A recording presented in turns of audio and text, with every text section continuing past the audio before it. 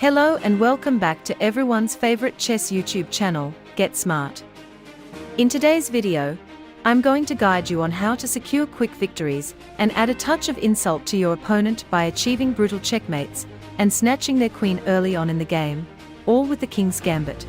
But wait, there's more. I've got an intriguing chess puzzle waiting for all of you. Be sure to stick around until the end to enjoy the complete experience.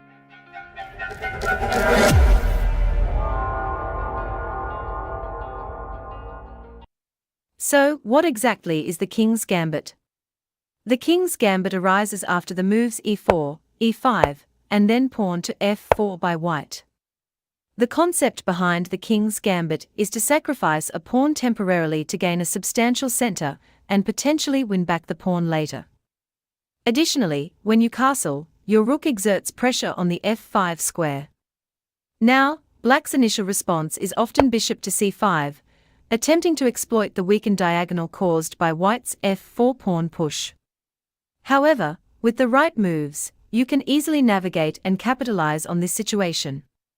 To counter bishop to c5, you play knight to f3, intensifying the pressure on the e5 pawn. This move also restricts black's queen from heading to h4 to deliver a check on white's king.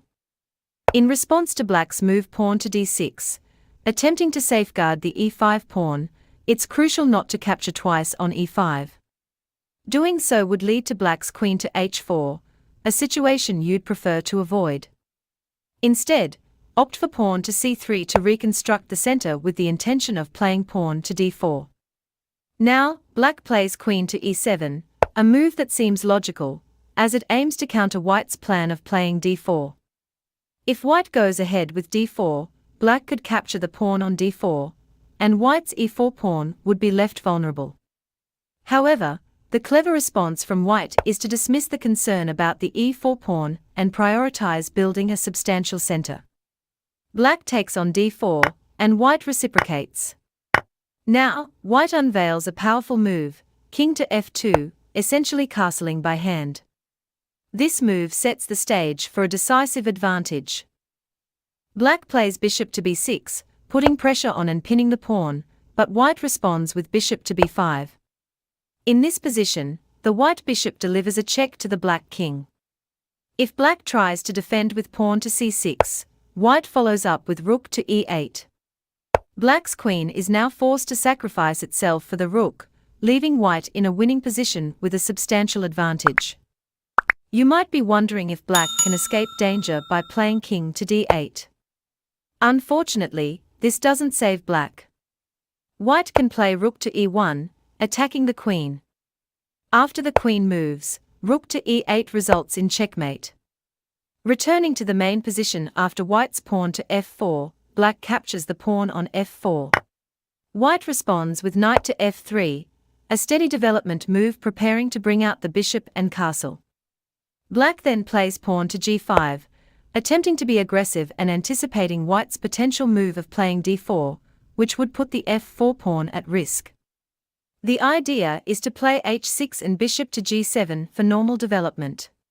However, white has other plans. Instead of immediately playing d4, white goes bishop to c4, focusing on development and exerting pressure on the f7 pawn, a key weakness in black's position. Black responds with h6 to defend the g5 pawn. White follows up with h4, attacking the g5 pawn. If black tries to develop with knight to c6, white can capture on g5, leading to a losing position for black. In response to h4, black plays f6 to defend the g5 pawn. White then plays the brilliant move knight to e5, taking advantage of black's neglect of development and creating a position where white gains a significant advantage. The game is essentially over for black due to the superior position and attacking prospects for white.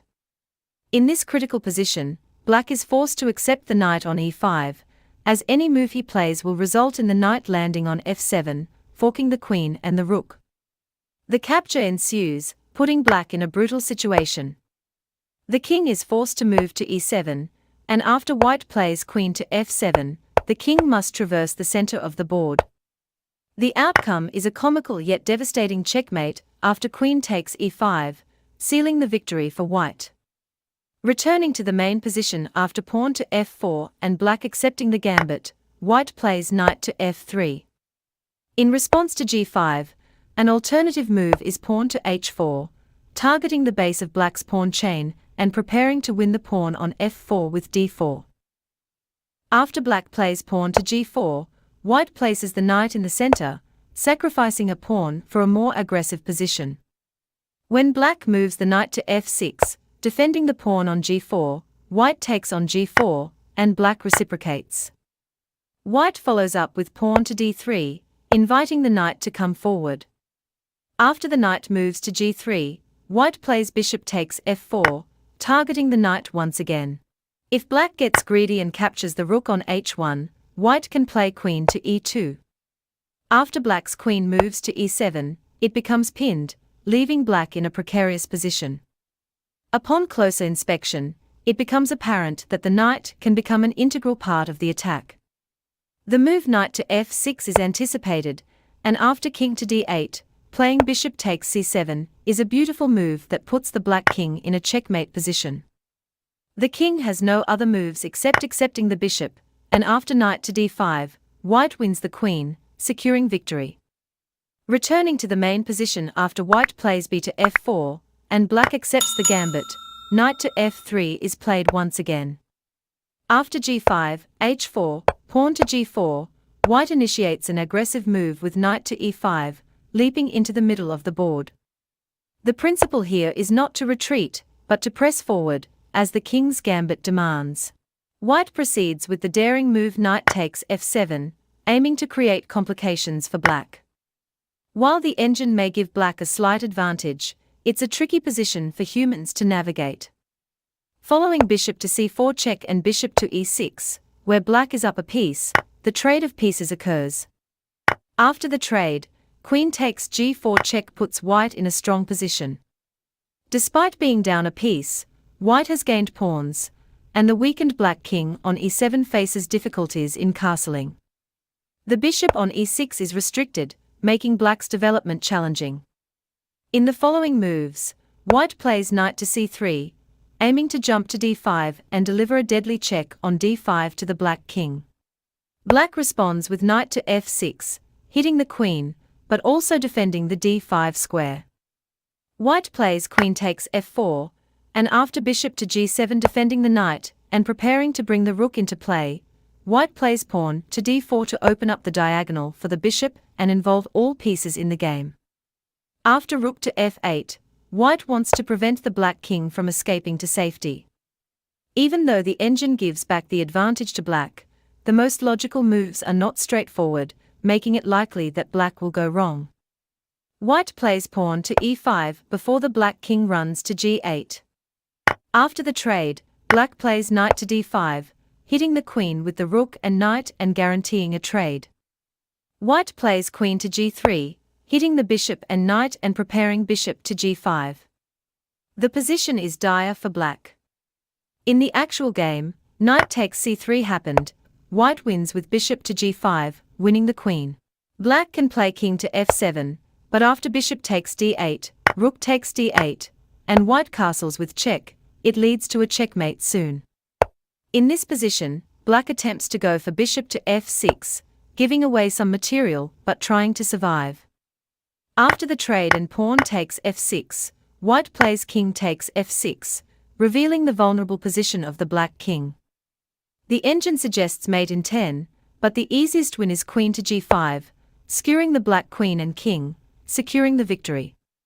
After black takes on f4, white plays the strategic move bishop to c4, inviting queen to h4. After queen to h4 check, white plays king f1. The idea is to hit the queen early and play pawn to d4. In this position, black plays bishop to c5, attempting to deliver a checkmate on the f2 square. White responds with pawn to d4, gaining a tempo by attacking the bishop and building a strong center early in the game. Black plays bishop to b6, applying pressure on the same diagonal. White follows up with knight to f3, gaining another tempo on the queen and aiming to develop pieces quickly. The optimal move for black here is queen to e7, but instead, black chooses queen to g4, putting pressure and aiming to keep the queen on the vulnerable g4 square. In this position, white plays the brilliant move bishop takes f7, punishing the exposed queen on g4. After king takes f7, knight to e5 delivers a beautiful royal fork. If black moves the king to e8, then queen takes g4 leads to a winning position for white. Returning to the main position after h4, if black doesn't play g4 and chooses pawn to f6, white has another brilliant move, knight takes g5. After knight takes g5, f takes g5, white frees up the h5 square for the queen to join the attack. Black plays king to e7, and now queen takes g5 is played. Despite sacrificing a piece, white aims to checkmate the black king. If black goes king to e7, then queen to h5 check, followed by king to e7 again. White continues the attack with queen to e5 check, forcing black to move the king to f7. Then, bishop to d5 check is played, and after black goes king to g6, white plays pawn to h5. Black responds with king to h6, and white takes another pawn on f4. In the final sequence, black attempts to block checks, but white takes on f8. Black's only move is to block again with the queen, and white can choose between pawn to d3 or pawn to d4 to secure a winning position. Now, it's time for a puzzle. In the given position, it's white's turn, and you need to find the best move for white. Share your answers in the comments, and let's see how many of you can solve it correctly. Also, don't forget to like and subscribe to stay updated with future videos. Take a moment to check out the other videos appearing on your screen right now. Thank you for watching, and I look forward to seeing you in the next one. Take care and peace.